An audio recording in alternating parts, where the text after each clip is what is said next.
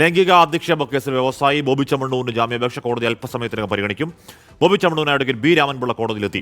അശ്വിൻ പാലാഴിയും വിഷ്ണു സുരേഷും ചേരുന്നുണ്ട്. ആദ്യം അശ്വിനിലേക്ക് തന്നെ പോകുന്നു. അശ്വിൻ, ബി രാമൻപിള്ള എന്ന് പറയുമ്പോൾ ആ മേഖലയിൽ കിട്ടാവുന്ന ഏറ്റവും മികച്ച ബ്രെയിനെ ഇറക്കുന്നു കോടതിയിൽ ബോബി ചെമ്മണ്ണൂർ ബി രാമൻപിള്ള ഉള്ളതുകൊണ്ട് ജാമ്യം കിട്ടി പുറത്തേക്ക് പോവുക എന്നുള്ളത് സർക്കാരിനോ പോലീസിനോ ചിന്തിക്കാനും വയ്യ. വരുന്ന മണിക്കൂറുകൾ ആകാംക്ഷയുടെ മണിക്കൂറുകളാണ്. അശ്വിൻ,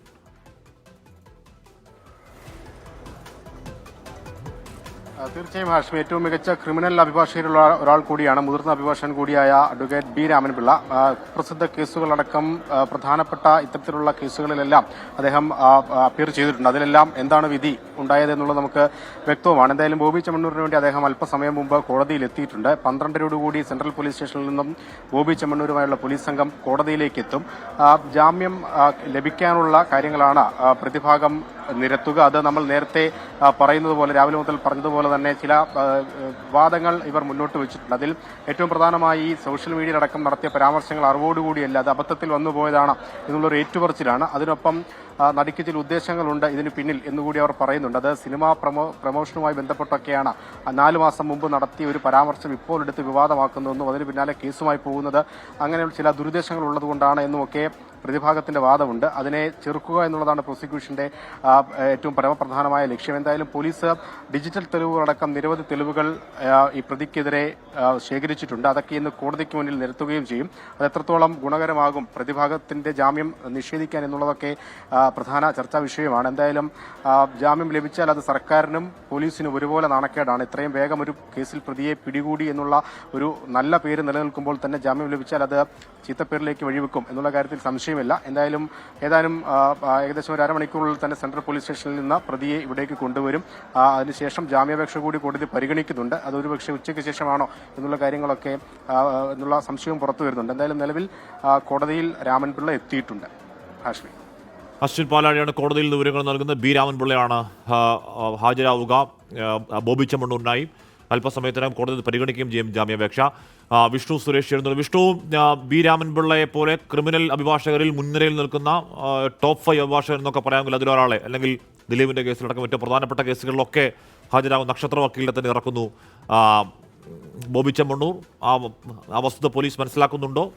പരമാവധി തെളിവുകൾ ബോബിക്കെതിരെ കോടതിയിലേക്ക് എത്തിക്കാൻ പോലീസിന് കഴിയും എന്ന പ്രതീക്ഷ അവർക്കുണ്ടോ? വിഷ്ണു,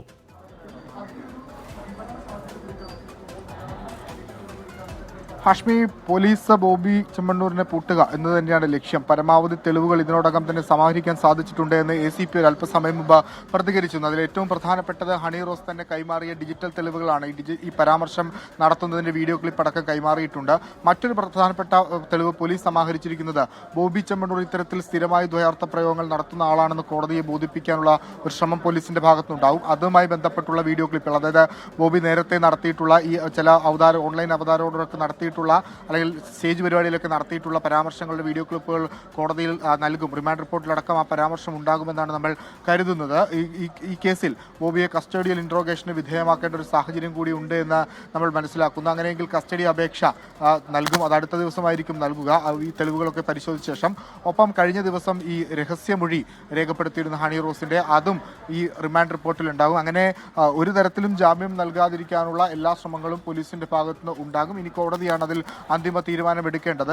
പ്രോസിക്യൂഷനെ സംബന്ധിച്ചിടത്തോളം അവരൊരു അഡ്വാൻറ്റേജായി പറയുന്നത് ഈ കേസിൽ പരമാവധി തെളിവുകൾ ഇതിനോടകം തന്നെ സമാഹരിച്ചു എന്ന് പോലീസ് തന്നെ പറയുന്നുണ്ട്. അങ്ങനെയെങ്കിൽ റിക്കവറികളൊന്നുമില്ല. അപ്പോൾ ഈ പ്രതി അന്വേഷണവുമായി സഹകരിക്കാമെന്ന് പറഞ്ഞാൽ ജാമ്യം കിട്ടേണ്ട സാഹചര്യമുണ്ട്. ഒപ്പം കഴിഞ്ഞ ദിവസം ഈ കേസിൽ ഒരാളെ അറസ്റ്റ് ചെയ്തിരുന്നു. ഈ കേസല്ല, മറ്റൊരു കേസ്, ഈ സമാനമായി നടി നൽകിയ മറ്റൊരു കേസിൽ IT ആക്ട് പ്രകാരമുള്ള കേസിൽ ഷാജി എന്നൊരാളെ അറസ്റ്റ് ചെയ്യുകയും അയാൾക്ക് ജാമ്യം അനുവദിക്കുകയും ചെയ്തിരുന്നു. ആ വാദവും പ്രോസിക്യൂഷൻ കോടതിയിൽ ഉന്നയിക്കുമെന്നാണ് നമ്മൾ മനസ്സിലാക്കുന്നത്. ഈ ടൈം പീരീഡും ഉയർത്തിക്കാട്ടും. അതായത് 4 മാസം മുമ്പ് നടന്ന ഒരു സംഭവത്തിൽ ഇപ്പോൾ ഇത്തരത്തിൽ പരാതിയുമായി വരുന്നതിന്റെ ഒരു സാങ്കേതികത്വം ഒക്കെ പറയും. ഇനി എന്താണ് കോടതി പരിഗണിക്കാൻ പോകാൻ ബി രാമൻപിള്ള ഹാജരാകാൻ പോകുന്നു.